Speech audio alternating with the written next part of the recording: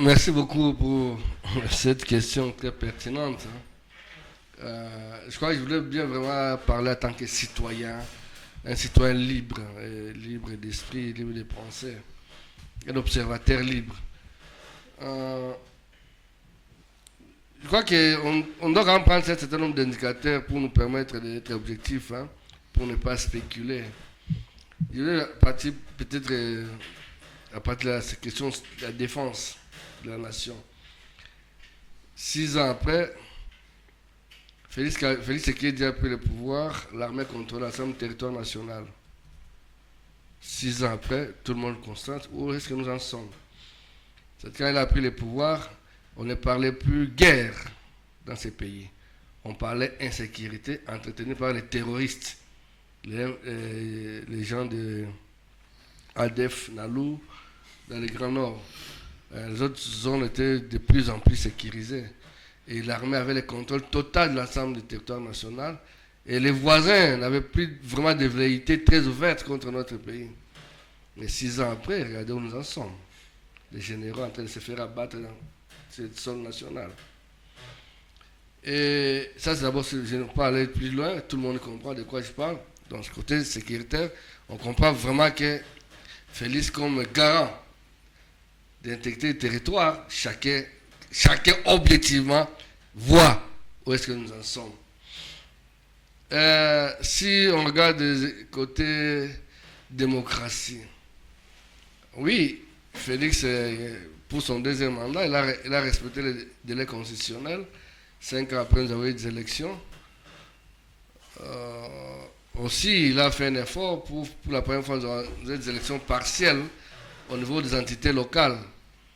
Certes, que, comme je viens de le dire, ce sont des élections locales parce qu'on a annulé dans les autres ETD comme les secteurs et les chefferies, mais aussi dans les communes, les nouvelles communes dont les agglomérations qu'on avait érigées en communes et villes, et même les élections de maires et de bourgmestres ont été suspendues. On aurait bien voulu que cela revienne dans l'agenda politique du président de la République et de la CENI. Alors donc, si ce n'est pas la démocratie, effectivement, on a eu ces élections au niveau qui respecte la Constitution, mais malheureusement, ce sont les élections les plus chaotiques qui nous ont donné des dirigeants peu légitimes.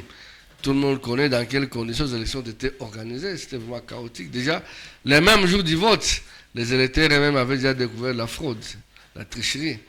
Donc, côté démocratie, on sait aussi qu'il y a vraiment un recul sérieux. Ce sont les mauvaises élections que le pays a connues depuis 2006. En matière de droits de l'homme, je crois que là, c'est vraiment catastrophique. Il suffit souvent d'enregistrer les acteurs politiques assassinés.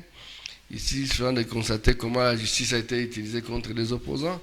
Il faut voir les acteurs des droits de l'homme. Aujourd'hui, comparer les contextes aujourd'hui, des débats publics autour de la guerre, et comparer les mêmes contextes en 2012-2013, à l'époque du CNDP, M23, tout ça. On sent aujourd'hui que tout le monde s'était. J'ai suivi Madame Néné, la première société civile, s'inquiéter du silence, même des élus nationaux. Si c'est ce qui se passe dans notre province, avec la percée de l'agresseur vers le site Kivu, Madame Néné, la présidente de la société civile, s'est inquiétée, elle a dénoncé le silence des élus. Donc on sent qu'il y a une autocensure. Voilà ce que je voulais signifier ici.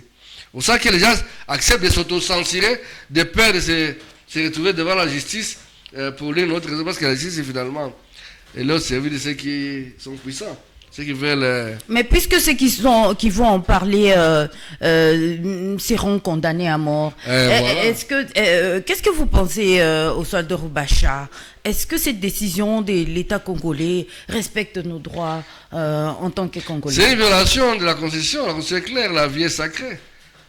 La vie est sacrée. Donc, si le ministre de la Justice qui fait de la propagande inutilement, malheureusement, autour des condamnations à mort, des colonnes, ainsi de suite. Mais les gens condamnés sont connus. Ce qui vous doutez de toutes les histoires des lampadaires, les 340 millions de dollars, ça peut, les 340 millions de dollars, ça peut alimenter combien de jeunes, ramener combien de jeunes dans la vie professionnelle. C'est 300 millions détournés dans l'affaire des lampadaires. C'est combien de jeunes ça peut permettre de revenir dans la rue professionnelle? Voilà les gens à condamner à mort. Voilà les gens à abattre publiquement. Donc, côté droits de l'homme, on sent vraiment un recul énorme. Parce que si déjà les acteurs politiques acceptent de s'auto-censurer, de ne pas parler de la situation que vivent leurs électeurs aujourd'hui, ça c'est très grave. Mais comment on en est arrivé là au sol de Roubacha que même les députés nationaux, les représentants du peuple n'arrivent pas à s'exprimer? Eux au moins ont le droit, n'est-ce pas? Mais ils ont l'obligation de parler. C'est pas pas des parlementaires. Parler. C'est à eux de parler. Mais voilà, ils sont dans une situation où, s'ils osent, on connaît tous les seuls reconnus.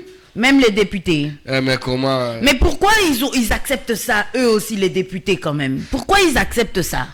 Tous sont dans un mouvement unique, pour ne pas parler de parti unique, parce que l'union sacrée, pour moi, c'est devenu un mouvement, un parti unique, où la pensée devient contrôlée, la liberté de s'exprimer devient bloquée, et tout le monde doit parler le langage du chef, c'est tout.